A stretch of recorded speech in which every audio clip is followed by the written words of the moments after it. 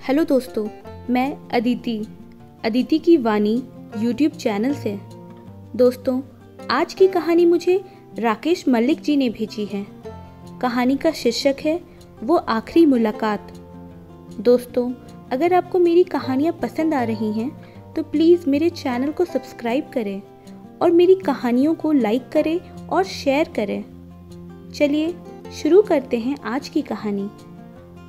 साहिल अपने हॉस्टल के रूम में बैठकर पढ़ाई कर रहा था। किताब सामने टेबल पर रखी थी। टेबल लैंप जल रहे थे और टेबल फैन भी जोर जोर से चल रहे थे, पर साहिल का पूरा शरीर पसीने से नहाया हुआ था। तभी पायल आती है, आकर चुपचाप चारपाई पर बैठ जाती है। कमरे में सन्नाटा पसरा होता है। लगभग 20 मिनट तक दोनों चुपचाप बैठे थे। ये क्या हाल बना रखा है अपना? पायल ने पूछा। वही जो तुम बना कर गई थी वैसा ही हूँ, साहिल ने कहा। पायल ने कहा, देखो, तुम्हारा नाराज होना, गुस्सा होना जायज़ है। चाहे तो तुम मुझे मार भी सकते हो। मैं तुम्हें क्या मारूंगा? तुम जाओ, तुम्हारी शादी के 3 दिन ही बाकी है। जाओ तुम यहाँ से, साहिल ने कहा। चली जाऊंगी साहिल, चली जाऊंगी। अपनी शादी के लिए शॉपिंग कर रही थी तो सोचा तुम्हारे लिए कलाई पर बांधने वाली घड़ी ले लूं। तुम्हें बहुत पसंद है ना, इसीलिए ले आई हूं। पसंद तो तुम भी हो मुझे पायल, बहुत पसंद। खुद को भी ले आओ ना मेरे लिए। अरे यार साहिल, तुम समझते क्यों नहीं हो? माँ मर जाएगी मेरी अगर कुछ भी ऐसा वैसा कर दिया मैंने तो। मेरे पापा पगड़ी बांधे खड़े हैं, खुश हैं वो, मुंह दिखाने लायक न रहेंगे किसी के आगे। तुम समझ जाओ ना यार, तुम्हारी गुनहगार हूँ मैं, तकलीफ दे रही हूँ मैं तुम्हें, ये पता है मुझे। तुम मुझे मार लो, पीट लो, ये मेरा देह भी तुम्हारा ही तो है। जो करना है करो, मगर इस तरह से बातें ना करो तुम। ये सब पायल ने एक सांस में ही कह डाला। आंखें डबडबा गई थी उसकी। फिर से दोनों चुपचाप कुछ देर वैसे ही खड़े रहते हैं। पायल फिर कहती है, यार अब क्या होगा? इतना कहते ही वो जोर जोर से रोने लगती है। वो इतने जोर से रोती है कि साहिल के रोंगटे खड़े हो जाते हैं। वो जोर जोर से सिसकियां ले रही थी रोते रोते। साहिल ने हाथ में एक पेन पकड़ा हुआ था, वो टूट जाता है। वो कसकर टेबल को पकड़ लेता है, मगर पायल के पास उठकर नहीं जाना चाहता था। पायल सिसकियां लेते लेते जोर से कहती है, प्लीज़ यार चुप करा लो मुझे, मैं मर रही हूँ। तुमने तो उम्र भर साथ देने का वादा किया था। मैं जा रही हूँ, कम से कम जाते वक्त तो साथ दे दो। तुम प्लीज़ समझ जाओ यार, हाथ जोड़ रही हूँ मैं तुम्हारे आगे। तुम्हें छोड़कर कुछ नहीं है मेरे पास। पायल जल्दी जल्दी अपने आंखों से आंसुओं को पोंछती है और रूम से बाहर चली जाती है, और फिर 1 मिनट बाद वापस आकर जोर से दरवाज़ा खोलते हुए कहती है, तुम मेरे से बात करना भी जरूरी नहीं समझते हो ना? अब हालातों से हारी हूँ, मोहब्बत करके नहीं। मन नहीं भरा है तुमसे, बस हाथों की लकीरों में तुम्हारा नाम नहीं है, वरना जिंदगी की कोई सांस नहीं है जिसमें तुम्हारा नाम नहीं है साहिल। इतना कहकर पायल घुटने के बल जमीन में बैठ जाती है।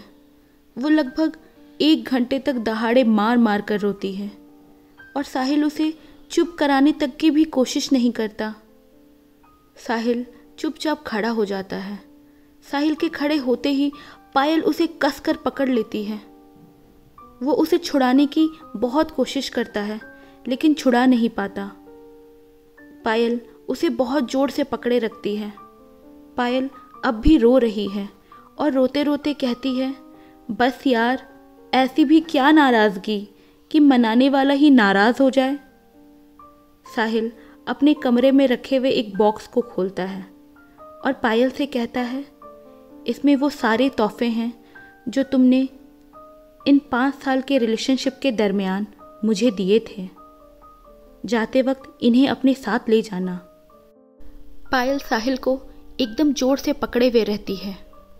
मगर साहिल के इन शब्दों को सुनते ही उसे एकदम से छोड़ देती है। उसकी आंखें फटी की फटी रह जाती है, मुंह से एक लफ्ज़ तक नहीं निकलते। बस साहिल की ओर देखते हुए पीछे बढ़ते जाती है और दीवार का सहारा लेकर बैठ जाती है। अपनी नज़रों को धरती में गड़ाए रखती है और ना रोती है और ना कुछ कहती है। कुछ पल की खामोशी के बाद पायल ने कहा, ये तुम कह रहे हो मुझसे? हाँ, मैं कह रहा हूँ, साहिल ने कहा।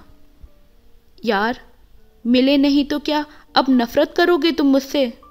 पायल ने पूछा।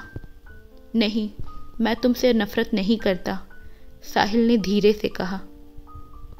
याद करो ना वो पल जब मैं तुम्हारे गोद में पड़ी थी, नी वस्त्र, मेरे देह पर एक कपड़े तक नहीं थे और ये सारे तोहफे देने की तारीख तुम मुझे गिनवा रहे थे और कह रहे थे, पायल, मैं तुम्हें ज़िंदगी भर अपने सीने से लगा कर रखूँगा, मिलना ना मिलना तो मुकद्दर की बात है। पायल की बातें सुनते ही साहिल ने तुरंत ही कहा, कहने वाली बातें याद ना करो, कहा तो तुमने भी बहुत कुछ था पायल। पायल सारे तोहफे संभालने लगती है, उन्हें इकट्ठा करके ले जाने लगती है और फिर आहिस्ता आहिस्ता चली जाती है। पायल के जाते ही साहिल ने कमरे का दरवाज़ा बंद कर दिया और ज़ोर ज़ोर से चीखने लगा। उसकी चीखें इतनी तेज़ थी कि कमरे की दीवारें तक सिहर उठती हैं। वो रोते रोते कहता है, हो सके तो मुझे भी माफ़ करना पायल, मेरा तुमसे ऐसे बातें करना भी एक मजबूरी ही है। सोच लेना पायल कि मुझे बस तुम्हारी देह की ज़रूरत थी, जो मुझे मिल गई और अब आगे नहीं मिलेगी।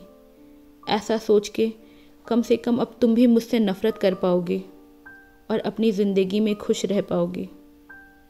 वरना पायल, तुमसे ज़रूरी तो सांसें भी नहीं है मेरे लिए।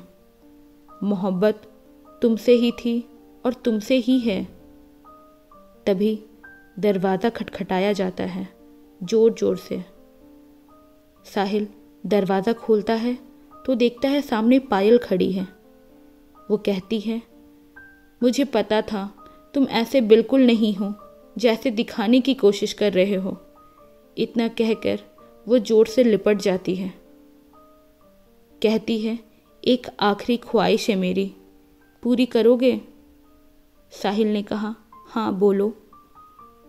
पायल ने कहा, मुझे वो सारे पल फिर से जीने हैं जो तुम्हारे साथ बिताए थे मैंने।